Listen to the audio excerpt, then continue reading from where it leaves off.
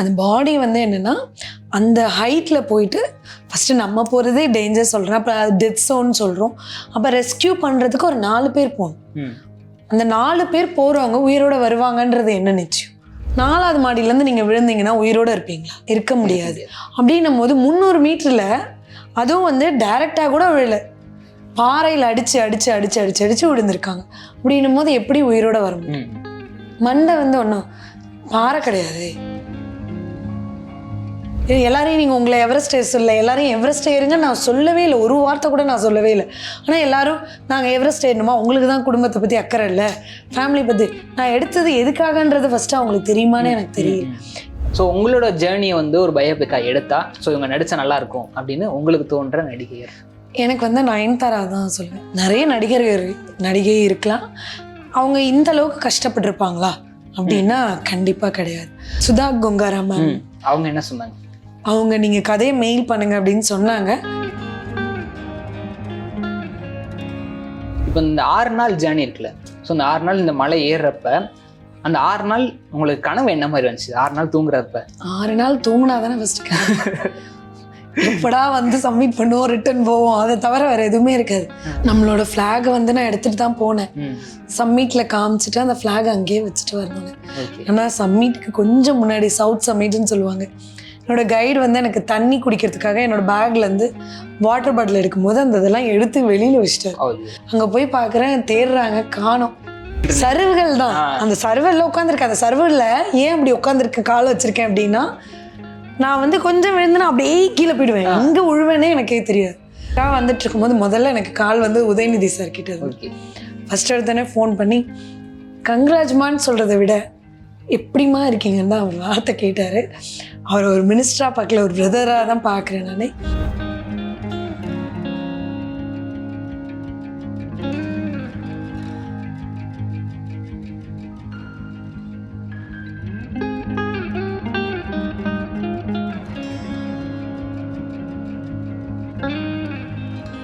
இந்த 6 நாள் ஜேர்னியில் வந்து பீரியட்ஸ் உங்களுக்கு இருந்திருக்குன்றீங்க. ஸோ நம்மளோட டே டு டே வந்து ரெஸ்ட் ரூம் போகிறதுக்கான இதெல்லாம் வந்து நீங்கள் இப்படி அங்கே வந்து ரொம்ப கஷ்டமாக இருக்கும். உங்களுக்கு வந்து வழியிலலாம் எதுவுமே இல்லை. அதே மாதிரி நீங்கள் ஒளிஞ்சி போகலான்லாம் வாய்ப்பே கிடையாது. ஏன்னா அந்த ரூட்டு தானே ஃபிக்ஸ் பண்ணியிருக்காங்க. அந்த ரூட்டை தாண்டி நாங்கள் எங்கே போனாலும் உடச்சிட்டு விழுந்துருவோம் இல்லையா? அதனால என்ன பண்ணுவாங்க, என்னோட கைடு அந்த அவரோட ரோப்பை வந்து அந்த போகிற இதில் வந்து மாட்டி வச்சுருப்பாங்க. அவரோட சேஃப்டி லாக் எல்லாரும் வந்து ஒரு கயிறு போட்டு சேஃப்டி லாக் போட்டிருப்போம். அவர் வந்து அந்த மெயின் நடந்து போகிற ரோப்பில் அவர் ஃபிக்ஸ் பண்ணிப்பார். அவர் இன்னொரு சேஃப்டி லாக் வந்து எக்ஸ்ட்ரா 2 வச்சுருப்பாங்க, 3 மாட்டியிருப்போம் நடுவில். அதில் இன்னொன்றுத்தில் வந்து நான் அவர்கிட்ட ஜாயின் பண்ணுவேன். அவர் அங்கேருந்து நிற்கிறாரு, அவர் லென்த் வருமா, திருப்பி அவர் கொடுக்குற ரோப்ல இருந்து நான் மாட்டிட்டு, ஸோ இங்கே தான் பக்கத்துலேயே தான் அவர் இப்படி திரும்பி நின்றுப்பாரு, நான் இங்கே தான், எல்லாரும் கிராஸ் பண்ணி தான் போவாங்க, வேற வழி இல்லை. அதெல்லாம் அங்கே யோசிக்க முடியாது. உண்மையிலே சொல்ல போனால் அங்கே யாருமே, அதாவது உண்மையில சொல்ல போனா ஒரு மனுஷன் கோடீஸ்வரனா இருந்தாலும் சரி, நீயும் ஒரு இடத்துல தூங்கணும், நானும் ஒரு இடத்துல தூங்கணும், நீயும் ஒரு இடத்துல தான் பாத்ரூம் போன, நான் அந்த இடத்துல அழகு, பணம், மதிப்பு அதெல்லாம் யாருமே எதுவுமே நினைக்க மாட்டோம். நீ ஒரு மனுஷன், நான் ஒரு மனுஷன், அவ்வளவுதான். அப்படின்னமோ அந்த வேற்றுமை இருக்காது. நம்ம இங்க இருக்க நம்ம கடல் அளவுல வளர்ந்துட்டு இருக்கோம், எல்லாருக்கும் அந்த டிஃப்ரெண்ட் இதெல்லாம் இருக்கு. அவங்களாம் அந்த தாட்ஸே இருக்காது. ராங்கான ஒரு பார்வையை பார்த்து நான் பார்க்கல. ஒரு நல்ல மனுஷங்களை பார்த்தேன்னா அந்த மவுண்டெயின்ல பார்த்தேன். எல்லாருமே அந்த மாதிரி யாருமே இது பண்ண மாட்டேன். இப்போ அதே சமயம் நீங்க வீடியோலாம் போடுறப்போ வந்து நிறைய 10 வருஷத்துக்கு முன்னாடி இறந்தவங்களோட பாடியெல்லாம் கிடக்குது அப்படின்றப்ப ஏன் அந்த பாடியெல்லாம் அங்கேயே விட்டுட்டு வந்துடுறாங்க? ஏன் அதை ரெஸ்கியூ பண்ண மாட்டாங்க? அந்த பாடி வந்து என்னன்னா அந்த ஹைட்ல போயிட்டு ஃபர்ஸ்ட் நம்ம போறதே டேஞ்சர் சொல்றேன், அப்ப டெத் ஸோன்னு சொல்றோம். அப்ப ரெஸ்கியூ பண்றதுக்கு ஒரு 4 பேர் போகணும். அந்த 4 பேர் போறவங்க உயிரோட வருவாங்கன்றது என்ன நிச்சயம்? அது ஒரு கொஸ்டின் மார்க். சேம் டைம் அந்த பாடி எடுக்க ரிஸ்க் எடுத்துட்டு வரும்போது அவங்களுக்கு ஏதாவது இறந்துருவாங்க. அதனால அந்த பாடி எடுக்கிறதுக்கு 65 லட்சத்துலேருந்து 85 லட்சம் சார்ஜ் பண்றாங்க அங்கிருந்து கொண்டு வரதுக்கு. ஸோ அதனால வந்து மோஸ்ட் ஆஃப் நிறைய பேர் மவுண்டைன் ஏறணும், எவரெஸ்ட்ல ஏறணுன்றது ஆசை, அவங்க கனவு. அவங்க அதே இடத்துல இருந்துட்டோம்னா நிறைய பேர் வந்து விட்டுருவாங்க. அவங்க ட்ரீமே அதுதானே. ஸோ அதுலயே அவங்க இருந்துட்டோம், அந்த மலையில இருக்கட்டும். அந்த உடல்கள் வந்து அங்க இருக்கிறதுனால ஸோ இங்க போறவங்களுக்கு வந்து எதுவும் டிஸ்டர்பன்ஸ் இருக்கும். ஸோ அதெல்லாம் வந்து அவங்க டிஸ்டர்பன்ஸ் அப்படின்றது என்னன்னா ஸ்மெல் வரும்னு சொல்லுவாங்கல்ல, ஸ்மெல் வராது, ஃப்ரீஸ் பாக்ஸ்ல தானே இருக்கு. அந்த ஹைட் -45 டிகிரிஸ் ஃப்ரீஸ் பாக்ஸ். அப்ப வந்து அவங்களுக்கு அந்த பாடி வீணாகாதுல்ல, அதனால அந்த மாதிரி எதுவும் ஆகாது. ஆனா என்ன எல்லோயிஷ்ஷா இருக்கும், வெளிச்சம் பட்டு பட்டு பட்டு அது மாதிரி இருக்கும். அந்த பல்லெல்லாம் பாத்தீங்கன்னா இது இருக்கும். பட் ஆனா எதுவுமே ஆயிருக்காது. இன்னொரு கேள்வி வந்து இருக்கும், எப்படின்னா இவ்வளோ நீங்க ரிஸ்கான ஒரு ஜேர்னிலாம் நான் போயிட்டு இருந்திருக்கேன் அப்படின்றப்ப வந்து இவ்வளோ ரிஸ்க் எடுத்து போகணுமா அப்படின்னு ஒரு இது இருக்கும். ஏன்னா இவ்வளோ ஒரு அங்கே போய் இறக்குற அளவுக்கு ஒரு ரிஸ்க் எடுக்கிறாங்களே, அவங்களுக்கு உங்களோட பதில் என்னவா இருக்கும்? என்னை பொறுத்த வரைக்கும் ஒரு வட்டம் போட்டு வாழலாம், ஆனா அந்த வட்டத்துக்குள்ளே இருக்கணுன்றது தப்பு. ஸோ வந்து நெக்ஸ்ட் என்ன நடக்கும் அப்படின்னு எதிர்பார்த்துருக்கிறத விட என்ன நடந்தாலும் பரவாயில்ல அப்படின்னு யதார்த்தமா இருக்கிறது எனக்கு பிடிக்கும். ஸோ அதுதான் என்னோட பாலிசி. ஸோ நான் அதை ஃபாலோ பண்றேன். ஓகே. இப்போ சமீபத்தில் ஒரு வீடியோ கிளிப் வந்து ட்ரெண்ட் ஆச்சு. நீங்க வந்து மஞ்சுமல் பைஸ் பேசி அது வந்து தப்பா போர்ட்ரேட் ஆகி இதாச்சு. ஸோ ஆக்சுவலாக அது என்ன பேசுனீங்க? என்னன்னா, நான் வந்து மஞ்சுமல் பாய்ஸ் அவங்கள ஃப்ரெண்ட்ஸை யாரையுமே நான் தப்பு சொல்லலை, அந்த டைரக்டரையுமே நான் தப்பு சொல்லலை.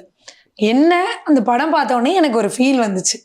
300 மீட்டரில் அவங்க விழுந்துட்டாங்க, அவங்க ஃப்ரெண்டு போய் காப்பாற்றிருக்காங்க, காப்பாற்றி அவங்கள கொண்டு வந்துட்டாங்க. அது நல்ல விஷயம்தான், இல்லைன்னு நான் சொல்லவே இல்லை. ஃப்ரெண்ட்ஸ் வந்து காப்பாற்றுறதும் அதே மாதிரி அவங்க மறுபிறவி எடுத்துகிட்டு வந்திருக்காங்கன்னு ஒரு பாட்டி வந்து காலில் விழுந்து நீ வந்து கடவுளுக்கு சமம் அப்படின்னு சொன்னாங்க. அப்போ வந்து நான் அவங்க கூட கம்பேர் பண்ணணும்னு பார்க்கல. என்னன்னா அதை விட வந்து மிகப்பெரிய கஷ்டப்பட்டு வந்திருக்கோம். அது உண்மை கதை தான். ஒரு பேசிக்காக நீங்களே சொல்லுங்களேன், 4வது மாடியிலேருந்து நீங்கள் விழுந்தீங்கன்னா உயிரோடு இருப்பீங்களா? இருக்க முடியாது. அப்படின்னும் போது 300 மீட்டரில் அதுவும் வந்து டைரெக்டாக கூட விழல, பாறையில் அடித்து அடித்து அடித்து அடித்து அடித்து விழுந்திருக்காங்க. அப்படின்னும் போது எப்படி உயிரோட வர முடியும்? மண்டை வந்து ஒன்றும் பாறை கிடையாது, சாஃப்டான இது. நம்ம சும்மா போய் ஒரு இடத்துல அடிச்சிட்டாவே பிளட்டு லீக் ஆகிடும். அப்படின்னும் போது அப்போ அவ்வளோ இடம் அடித்து அவ்வளோ பாறைகள் அடித்து உயிரோட வருவாங்களா? அப்போ அவங்க விழுந்தது உண்மைதான், அவங்க இது பண்ணதும் உண்மைதான், காப்பாத்தினதும். ஆனா அவ்வளோ ஆழத்துல விழுந்து அப்படி வந்தாங்களான்றது ஒரு கொஸ்டின் மார்க் தான். கரெக்டுங்களா? அதுக்காக நான் டைரக்டர் தப்பு சொல்ல முடியாது.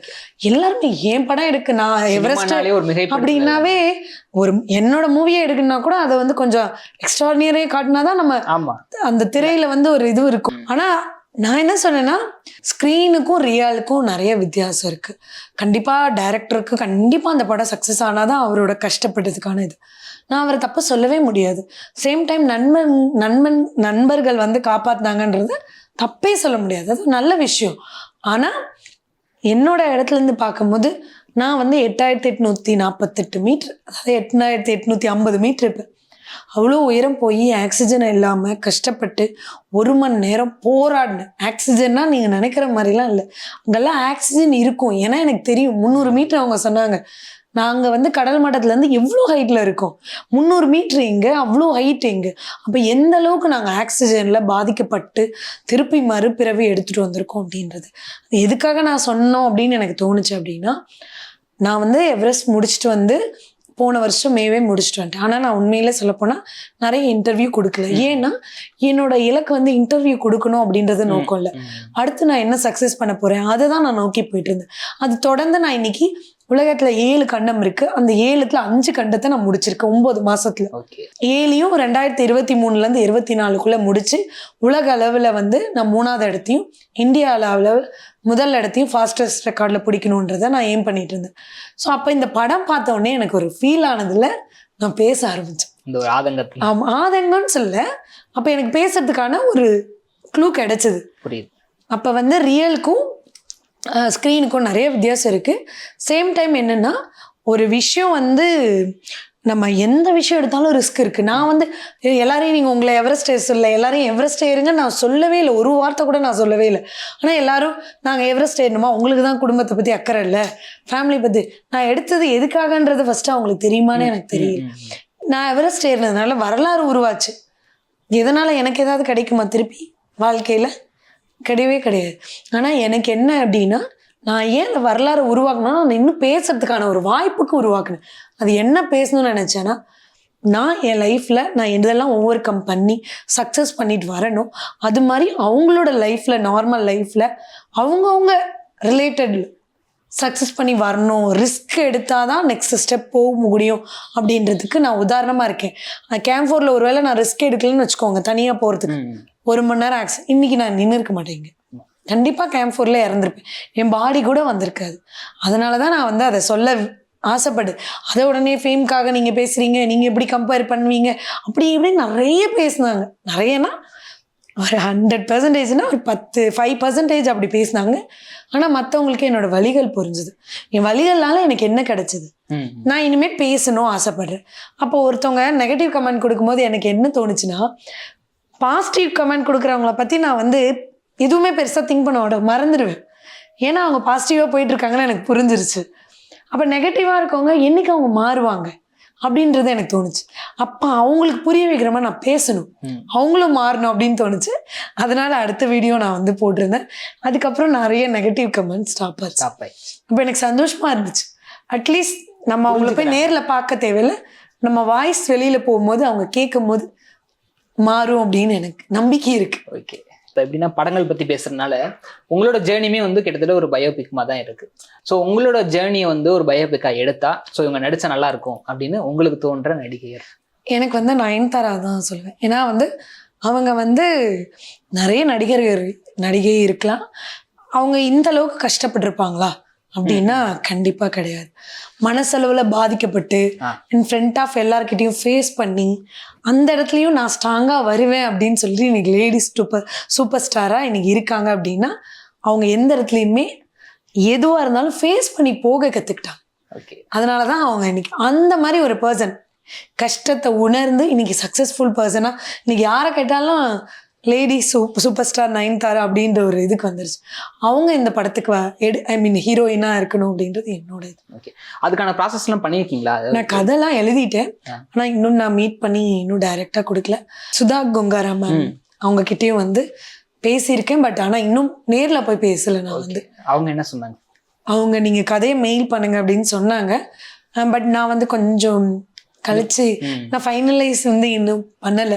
ஸோ அதுக்கப்புறம் எடுத்துட்டு போகணும்னு ஆசை. பட் இந்த படம் கண்டிப்பா வெளியில வந்துச்சுன்னா, இப்ப நம்ம நார்மல் லைஃப்ல வீட்டுல இருக்கோம், வீட்டுல நடக்கிற பிரச்சனைகள் எல்லாமே பார்த்துட்டோம். நல்லா யோசிச்சு பாருங்க, நிறைய படம் வந்திருக்கு.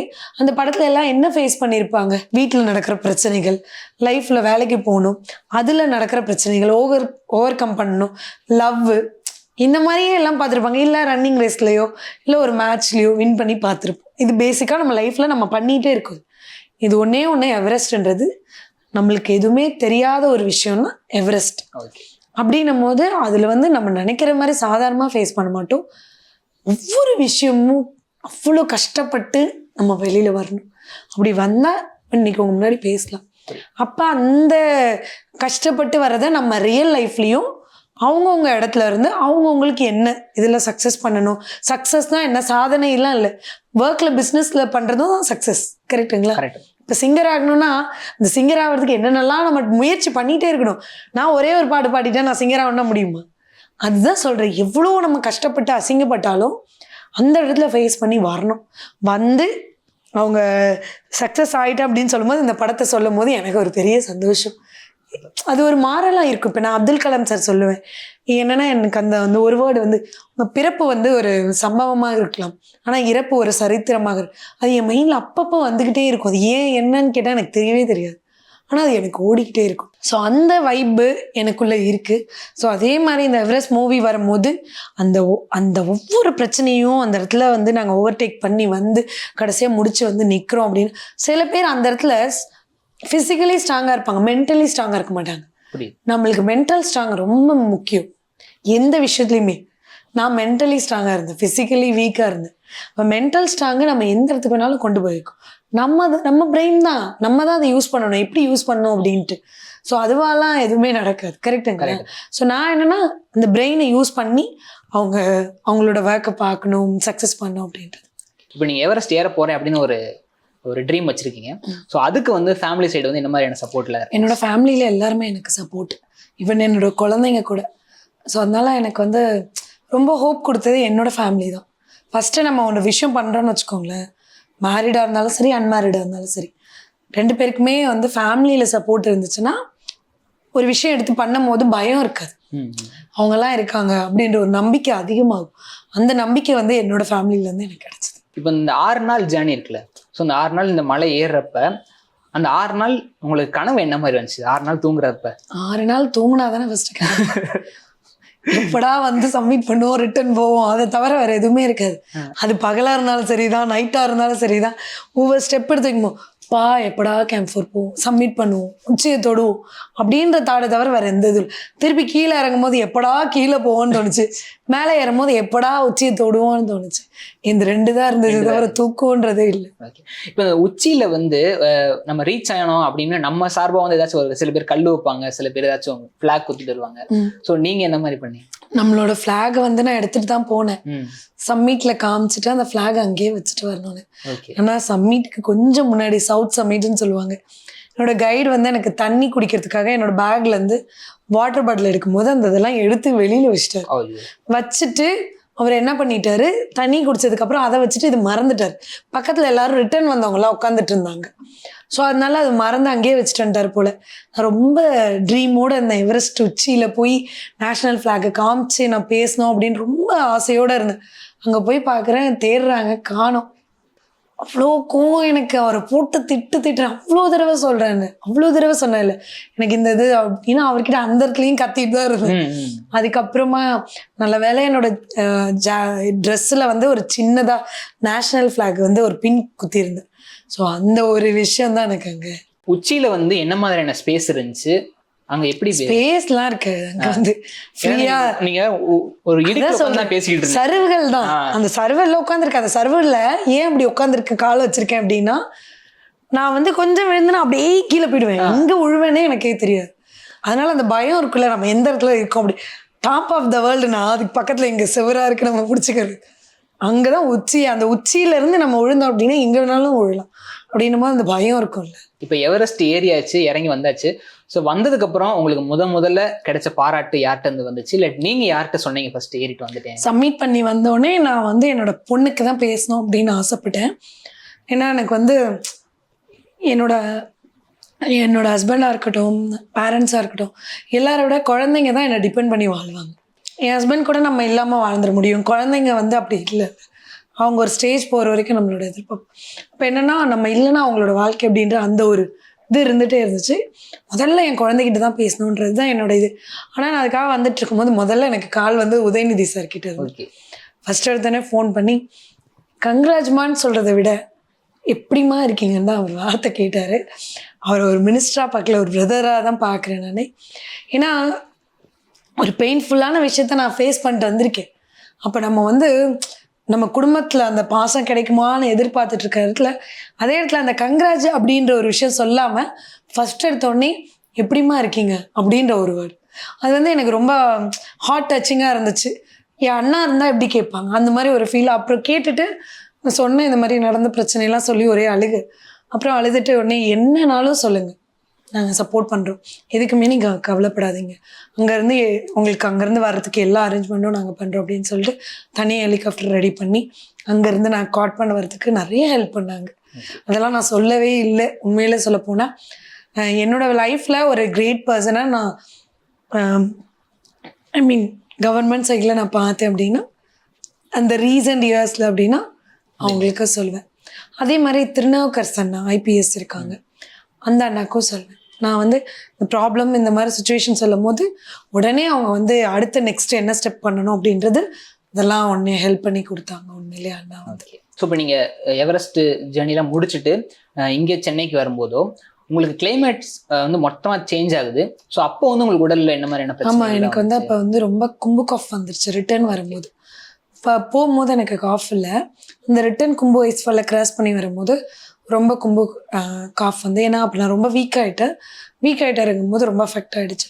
அதனால் கொஞ்சம் பிளட்டாக வாந்தி வந்துச்சு. அதுக்கப்புறம் இங்கே வந்து ஒரு 1.5 மாதம் எனக்கு ரொம்ப சிவியராக அஃபெக்ட் ஆகிடுச்சு. நல்லா மூச்சு விட கஷ்டமாக இருந்துச்சு. எப்படின்னா துருப்பிடிச்சி போய் இப்படி உள்ள உங்களுக்கு சளி இருந்த துருப்பிடிச்ச வாசனை இருக்கும்ல, அந்த இது வந்து எனக்குள்ளே இருந்துகிட்டே இருந்தது, துருப்பிடிச்ச மாதிரி.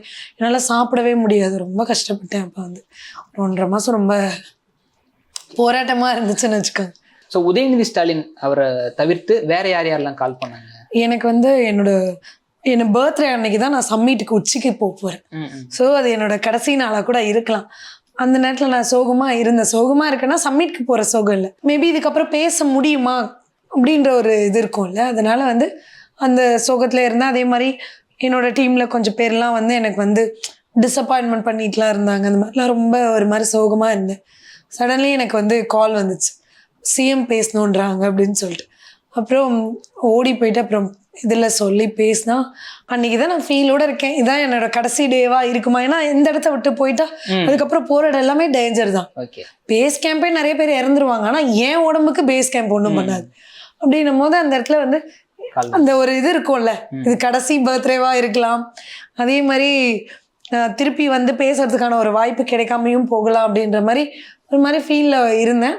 அது சடனாக சிஎம் ஃபோன் பண்ணுவோம். ஃபர்ஸ்ட் டைம் சிஎம் கிட்ட பேசும்போது சிஎம்மை தாண்டி ஒருத்தவங்க வந்து நம்ம ரொம்ப வந்து டவுனாக இருக்கேன் அன்னைக்குன்னு பார்த்து எல்லாரும் டிசப்பாயின்மெண்ட் பண்ணிட்டு இப்படிலாம் பண்ணுவோம். எனக்குள்ளே வந்து ஏன் இப்படிலாம் பண்ணுறாங்க அப்படின்னும் போது சடனாக வந்து சிஎம் விஷ் பண்ணுறதுன்றது நம்மளுக்கு ஒரு இதுவாக தானே இருக்கும். அப்போ சிஎம் ஃபோன் பண்ணி பிறந்தநாள் வாழ்த்துக்கள்மா, உங்களோட சாதனைக்காக உங்கள் வெற்றிக்காக நாங்கள் வெயிட் பண்ணிகிட்ருக்கோம், கண்டிப்பாக நீங்கள் சாதிச்சு வரீங்கன்னு நம்பிக்கை இருக்குது, இப்போ எவ்வளோ தூரம் ஏறிட்டுருக்கீங்கம்மா அப்படிலாம் கேட்டாங்க. நான் அந்த மாதிரி சொல்லியிருந்தேன், ரொட்டேஷன் போயிட்டு வந்துட்டேன் சார், அந்த மாதிரி அவருக்கு தேங்க்ஸ் சொன்னேன். ஏன்னா வந்து யாருமே எவரெஸ்ட் ஏறல இது வரைக்கும், நம்ம ஜிஓலே வந்து மவுண்டனரிங்க்கு இல்லை. அப்படி இல்லாத ஒரு ஜிஓவை க்ரியேட் பண்ணுறதுக்கு யார் இது பண்ண? சிஎம்மால தான் இது வந்து கண்டிப்பாக முடியும். அதை அவங்க எடுத்து பண்ணதுனால இன்னைக்கு நிறைய பேர் மவுண்டனரிங், ஏன் என்னோட மாஸ்டரே வந்து கவர்மெண்டோட ஃபண்டு கிடைச்சி இந்த தடவை எவரெஸ்ட் இருப்பார். அந்த வாய்ப்பு வந்து அவங்களால கிடைச்சது. இல்லாத ஒரு விஷயத்த உருவாக்கி கொடுத்துருக்காங்க. ஒரு பெண் சாதிக்கணும் அப்படின்னு எவரெஸ்ட்ல போய் சாதிக்கணும்னு நினைச்சாங்க, அதுக்கு உருவாக்குனது வந்து நான் என்றைக்குமே நன்றி கடமைப்பட்டிருக்கேன். நிறைய பேர் வந்து சொன்னாங்க, நீங்கள் என்ன டிஎம்கேக்கு சப்போர்ட் பண்ண? டிஎம்கே ஏடிஎம்கே இப்படிலாம் சப்போர்ட் பண்ணல. ஒரு சாதனைக்கு சப்போர்ட் பண்ணவங்கள அந்த இடத்துல நம்ம சொல்லணும் வெளியே, அப்பதான் அது தெரியும். இப்போ எல்லாருமே நம்ம ஒவ்வொரு நியூஸ்ல பார்க்குறோம், ஒவ்வொருத்தவங்க ஒவ்வொரு விதமாக அதுக்கு அனுபவம் இருக்கும். என்னோட அனுபவத்தில் பார்த்தீங்கன்னா உண்மையிலே நம்மளோட கவர்மெண்ட் வந்து ரொம்ப ரொம்ப சப்போர்ட்டிவாக இருந்தாங்க. எவரெஸ்ட் மட்டும் இல்லை, நான் இந்த 5 கண்டம் முடிச்சிருக்கேன்னா அவங்களோட சப்போர்ட் உண்மையாகவே எனக்கு இருந்ததுனால பண்ணிட்டு இருக்கேன். பெண்களுக்காக ஸ்பெஷலா மிஸ் வாவ் தமிழா அப்படின்னு சேனல் ஆரம்பிச்சிருக்காங்க. ஸோ அதை சப்ஸ்கிரைப் பண்ணுங்க. அதுல லேடிஸ்க்கான எக்ஸ்க்ளூசிவ் நிறைய விஷயங்கள் அதுல போஸ்ட் பண்ண போறாங்க. அதை பாருங்க, என்ஜாய் பண்ணுங்க அண்ட் சப்ஸ்கிரைப் பண்ணுங்க மிஸ் வாவ் தமிழா.